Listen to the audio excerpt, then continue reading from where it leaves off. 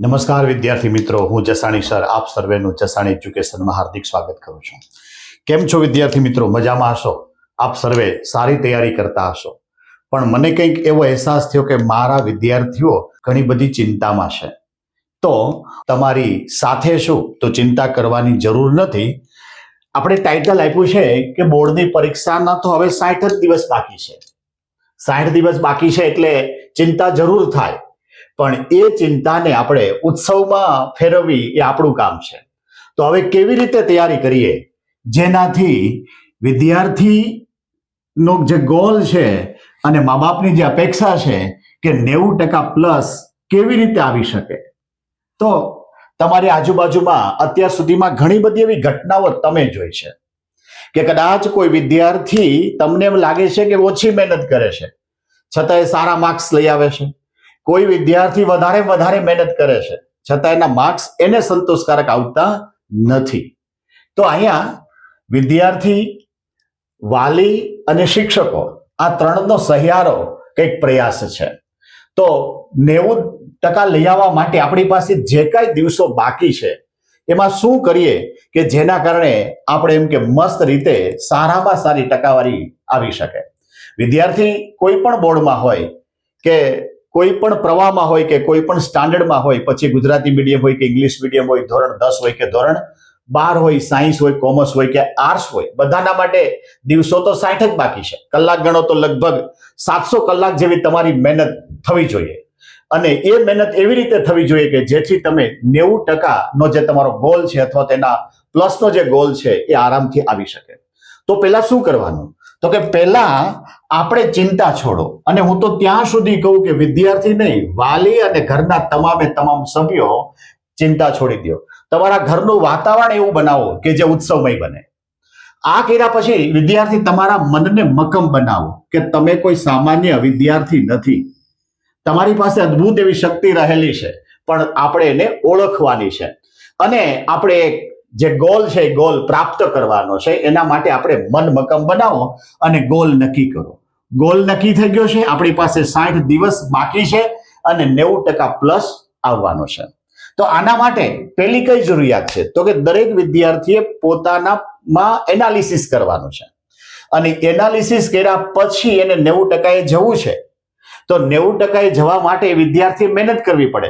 હવે મહેનત કરવી હોય તો પહેલું કયું એવું પ્લેટફોર્મ છે કે એને સારી રીતે એ પોતે વાંચન કરી શકે, યાદ રાખી શકે? તો કે સૌથી પહેલું જ પ્લેટફોર્મ છે એ બાળક કહેતા વિદ્યાર્થીની ફિઝિકલ ફિટનેસ. અને આ બાબતે વાલીને પણ રિક્વેસ્ટ કરું કે આપનું જે બાળક છે ધોરણ 10 છે કે ધોરણ 12માં છે તો એની ચિંતા કરવાની નથી. આપણી કેર એવી હોય છે કે ભાઈ એ શારીરિક કેવી રીતે ફિટ રહે, જેના માટે 6 થી 7 કલાકની ઊંઘ જરૂરી છે. ખાસ કરીને જે ટકાવારી લઈ આવનારા વિદ્યાર્થીઓ છે એના માટે ખાસ આ છે કે 6 થી 7 કલાકની ઊંઘ થવી જ જોઈએ. અને એ મસ્ત ઊંઘ થવી જોઈએ કે જેના કારણે તમે બીજે દિવસે સારી રીતે વર્ક કરી શકો. બરોબર? બીજું, આ 3+2+1 આમે આંકડા લખ્યા છે. એનો મતલબ એ થયો કે ભાઈ 3 ટાઈમ તમારું જમવાનું પરફેક્ટ અને ટાઈમસર. બરાબર? એ પણ યોગ્ય છે. 2 ટાઈમ સારી રીતે નાસ્તો એ પણ જરૂરી છે. અને 1 કલાક તમને જે પ્રવૃત્તિ ગમતી હોય એ કરો. તમને વોકિંગ ગમે છે, તમને કોઈ ગેમ રમવી ગમે છે, તમને કોઈ લખવું ગમે છે, તમને કોઈ વાંચન ગમે છે, તમને શાંતિથી બેસવું ગમે છે, આવી કોઈ પ્રવૃત્તિ કરો. એટલે 3 વખત જમવાનું એ વાલીની ફરજ આવશે કે આપણા બાળકોને મસ્ત રીતે જમાડો.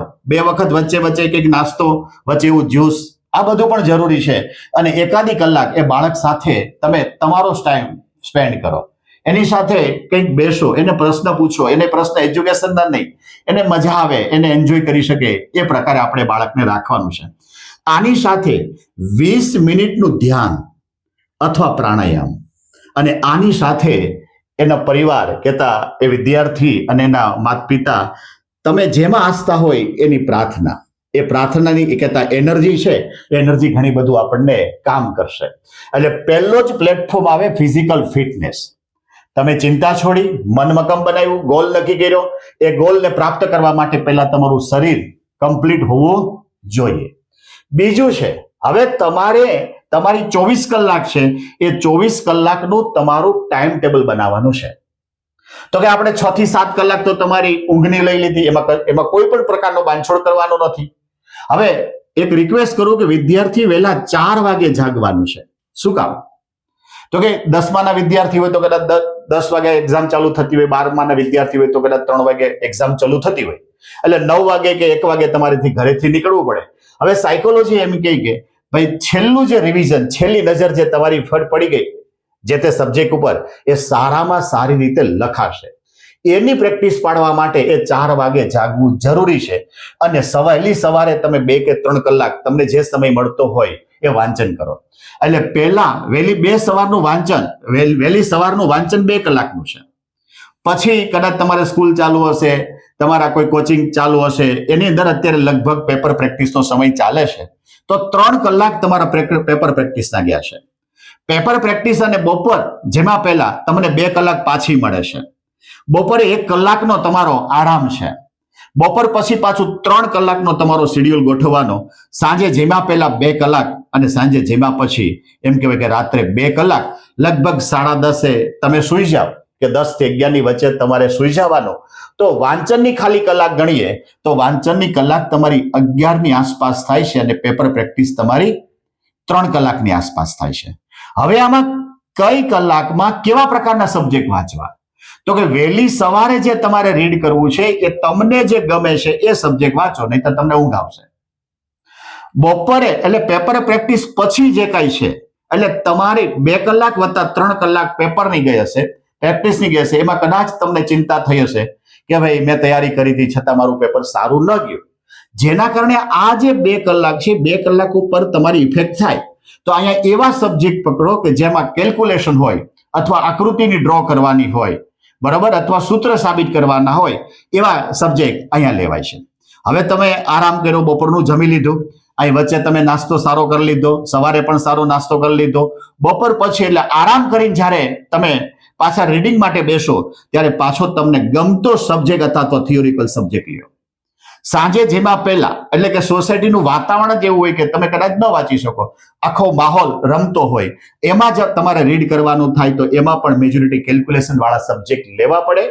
રાત્રે પાછા તમને જે સબ્જેક્ટ બાકી હોય અથવા તો કોઈ અધકચરા રહ્યા હોય એવા સબ્જેક્ટ આપણે લઈ શકાય. આવી રીતે 11 કલાકનું તમારું આયોજન બને છે. બીજું એવું પણ બને છે કે ભાઈ કોઈ વિદ્યાર્થી સળંગ આખો દિવસ એક જ સબ્જેક્ટ લે છે. કોઈ સાયન્સ લે છે, કોઈ ગુજરાતી વિષયની એક્ઝામ છે તો એની તૈયારી કરે છે, કોઈ ફિઝિક્સની તૈયારી કરે છે, કોઈ એકાઉન્ટની તૈયારી કરે છે. તો પણ એમાં ચેપ્ટર વાઇઝ તમે આ રીતે ડિવાઈડ કરી શકો કે અહીંયા બપોર પહેલાની જે 2 કલાક છે એમાં જે ચેપ્ટર તમારું થઈ ગયેલું છે અથવા તો તમને આવડે છે અથવા તો તમને એ ચેપ્ટર ગમે છે, એવા જે ચેપ્ટર છે અહીંયા લઈ શકાય અને સાંજે જેમાં પહેલા અહીંયા લઈ શકાય. જેના કારણે એનું રિવિઝન પણ થઈ જાય અને તમને સારા માર્ક્સ પણ આવે.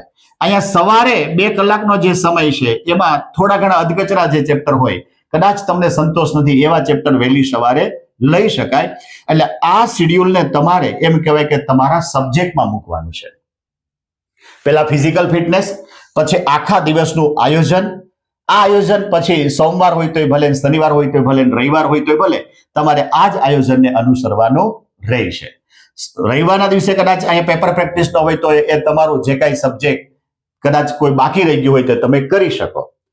રોજની 11 કલાક તમે મહેનત કરો છો, બરોબર. 60-65 દિવસ બાકી છે, તો મારી દ્રષ્ટિએ તમારી 700 કલાક હવે બચી છે. 700 કલાકની સામે 6 વિષય અથવા તો 7 વિષય છે. તમારો ગોલ 90%નો છે. તમને તમારી કેપેસિટી ખબર છે કે ભાઈ તમે અત્યારે ક્યાં છો, એનું થોડું કેલ્ક્યુલેશન કરી લેવાનું. એ કેલ્ક્યુલેશન કેવી રીતે કરવાનું છે?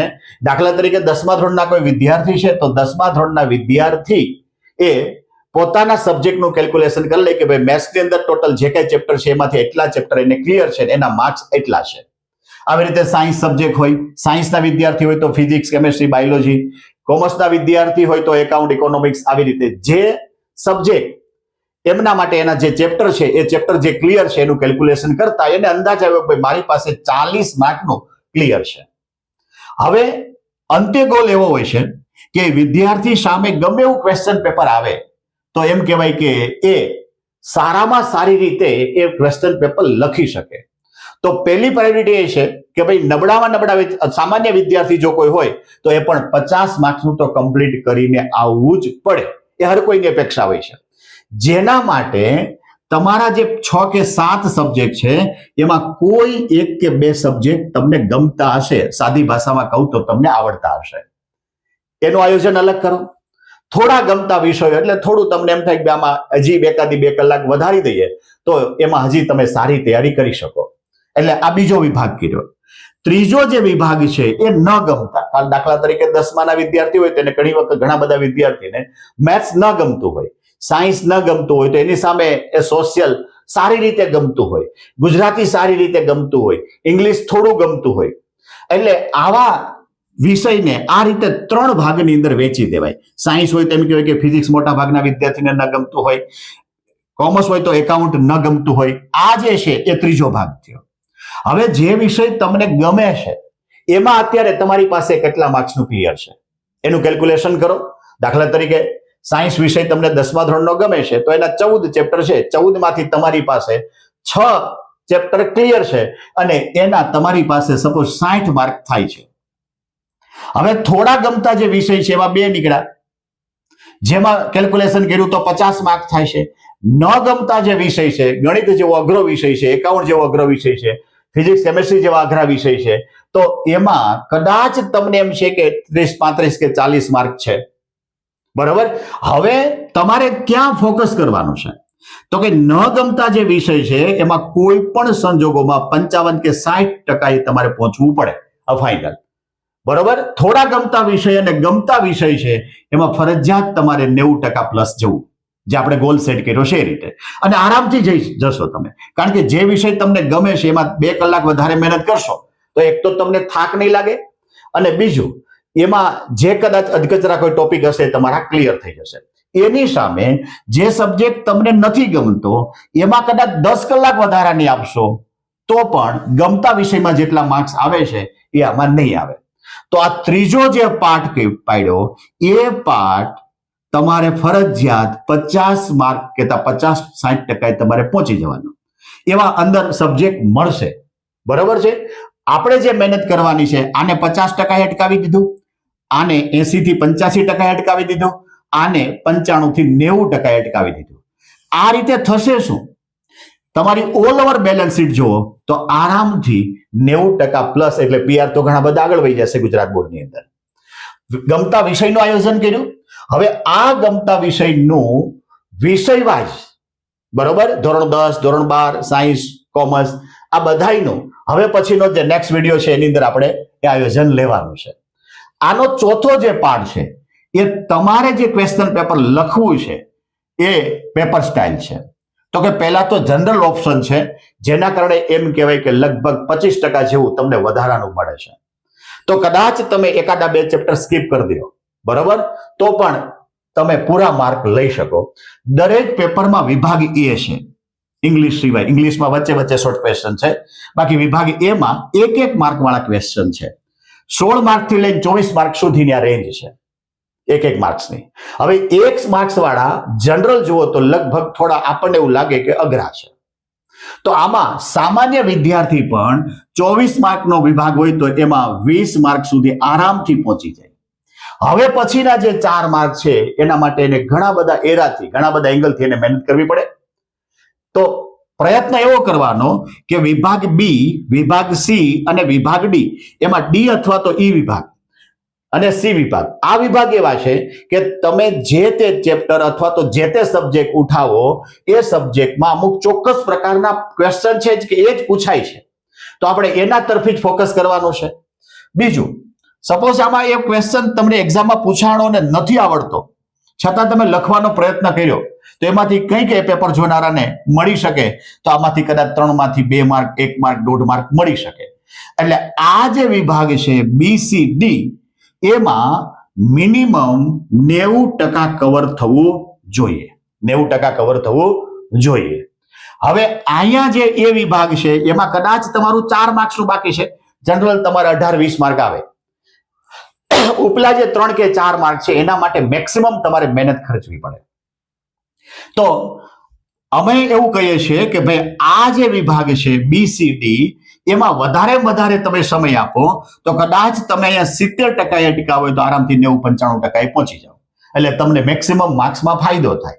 એની સામે એ જ મહેનત જો તમે આ 4 માર્ક માટે લેવા માટે પ્રયત્ન કરો તો કદાચ એવું પણ બને કે એમાં 1 કે 2 માર્ક પણ વધી શકે, 4 માર્ક્સ પૂરા ન પણ વધી શકે.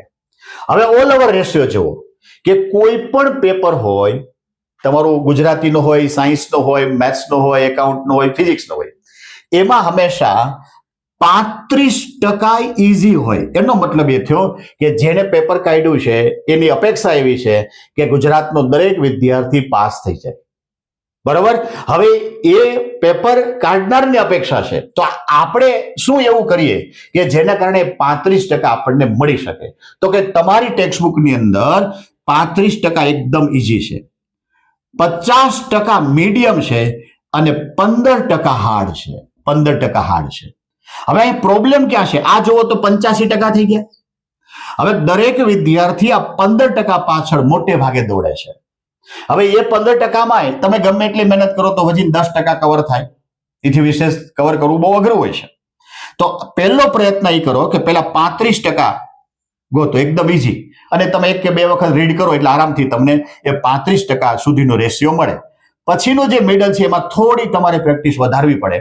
એટલે એટલું કરો એટલે કોઈ પણ સબ્જેક્ટમાં, કોઈ પણ સ્ટાન્ડર્ડ 10 કે 12 એમાં આરામથી તમે 85% સુધી પહોંચી જાઓ.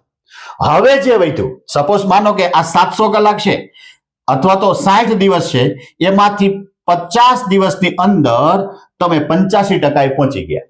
હવે 15% છે, તમારી પાસે 10 દિવસ બાકી છે અથવા તો 100 કલાક બાકી છે, તો તમારે આ 15% જે હાર્ડ નીકળે એના તરફ આપણે ફોકસ કરવાનું છે. બરોબર. એટલે આ રીતે દરેક વિદ્યાર્થી 85 કે 90% આરામથી પહોંચી શકે. એના માટે આ આખો રોડ મેપ બતાવ્યો છે. એમાં પહેલા છે ફિઝિકલ ફિટનેસ, પછી છે ટાઈમ ટેબલ.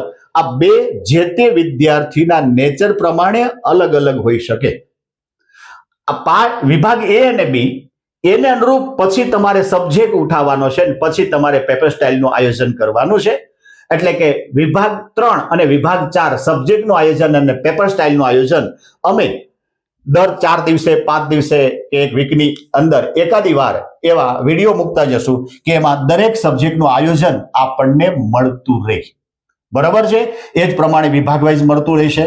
આ રીતે હું તો માનું છું કે ભાઈ આજથી જ જો તમે મહેનત ચાલુ કરો તો હું નથી માનતો કે 60 દિવસની અંદર તમારા 90% થી ઓછા આવી શકે. હવે આને રોજ હિસાબમાં લઈ જવાનું છે. તમને કીધું કેટલી મહેનત કરો, કોઈ પણ સબ્જેક્ટ તમે ઉઠાવો. માનો કે આજના દિવસે તમે 13 કલાક 11 કલાકનું ઇન્વેસ્ટમેન્ટ કર્યું, તમારું જે કાંઈ યોગદાન છે એ મહેનતનું યાદ. સાંજે તમારે હિસાબ કરવાનો છે કે તમે જે સબ્જેક્ટનું વાંચન કરતા હતા એ સબ્જેક્ટમાં તમારા માર્ક કેટલા કવર થયા. એ કેવી રીતે ખબર પડશે? તો કે તમારી જે વાંચનની ટેવ છે એ એમ કે ભાઈ સુતા ન વાંચી શકાય. ઘણા વિદ્યાર્થી ચાલતા વાંચે તો ચાલતા ન વાંચી શકાય. પરફેક્ટ તમે કોઈ મોટા બિઝનેસમેન હોય અને તમે કોઈ મીટિંગમાં બેઠા હોય, તમારી સામે ઘણા બધા તમારા કસ્ટમર બેઠા છે ને એને તમારે સમજાવવાના છે, એવી રીતે બેસીને જો તમે રીડ કરો તો તમને એક માર્કનું કેલ્ક્યુલેશન થતું જાય અને સાંજે તમે હિસાબ કરી શકો કે આજે 8 કે 10 કલાક કે 11 કલાકમાં તમારું 20 માર્કનું કમ્પ્લીટ થયું છે. સાથોસાથ તમે જ્યારે રીડિંગ કરો છો ત્યારે કોઈ શબ્દ એવો અઘરો લાગે છે તો એને બાજુમાં ત્યાં નોટ ડાઉન કરો અથવા તો અંડરલાઈન કરો. ઘણા વિદ્યાર્થી એવું કરે છે કે અઘરા શબ્દને ગોતવા માટે ઘણા બધા બીજા મેગેઝિન ફફોડે છે, તો ત્યાં એનો સમય વેસ્ટ જાય છે. તો એ આખા દિવસનું જે વાંચન છે એમાં તમારા જે ડાઉટ્સ છે એ બાજુમાં નોટ કરતા ગયા અથવા તો પેન્સિલથી નીચે અંડરલાઈન કરતા ગયા. છેલ્લે જે આવો કોઈ સમય આપ્યો કે સાંજ પહેલાનો 2 કલાકનો, બરાબર, ત્યારે તમારી પાસે જે કઈ મેગેઝિન છે અથવા તો તમારી પાસે જે તે સરનો ઓપ્શન છે એમની પાસે જઈને તમે ફટાફટ આ જે તમારા ડાઉટ છે એ સારી રીતે સોલ્વ કરી શકો. બરાબર. એટલે આપણે આ આયોજનને જો વળગી રહીએ તો લગભગ વિદ્યાર્થી 90% ઉપર આવી શકે છે.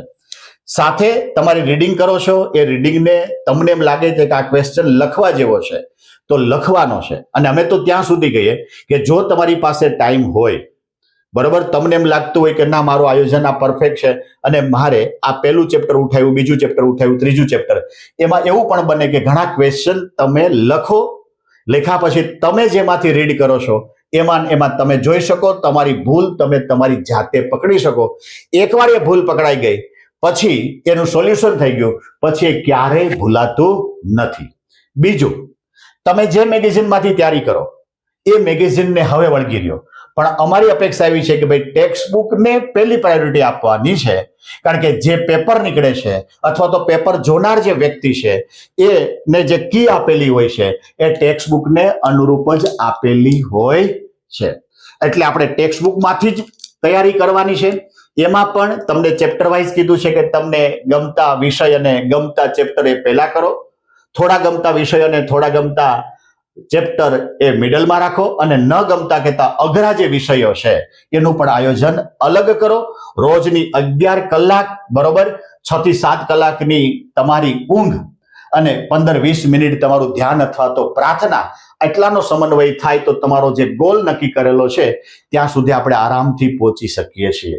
બરાબર, આના પછીના જે અમારા વિડીયો છે એની અંદર દરેક સબ્જેક્ટનું આયોજન આવશે. વિજ્ઞાન હોય તો વિજ્ઞાનમાં કેવી રીતે તૈયારી કરવી, ફિઝિક્સ હોય તો ફિઝિક્સમાં કેવી રીતે તૈયારી કરવી, ગણિત હોય તો ગણિતમાં કેવી રીતે તૈયારી કરવી, એ વધીને એક વીકની અંદર અમે તમારી આગળ લઈને આવીએ છીએ. તો અપેક્ષા રાખું છું કે આપ સૌ અમારો જે આ અનુભવ છે એ અનુભવનો લાભ લ્યો અને બીજા વિદ્યાર્થી પણ એ સારી રીતે લાભ લઈ શકે, વાલીની ચિંતા દૂર થાય. જેના માટે અમારો આ જે વિડીયો છે એ વધારે શેર કરો, લાઈક કરો અને સબસ્ક્રાઇબ કરવાનું તો ભૂલતા નહીં, કે જેને કારણે ઉત્તરોત્તર તમને આની માહિતી મળતી રહે. Thank you.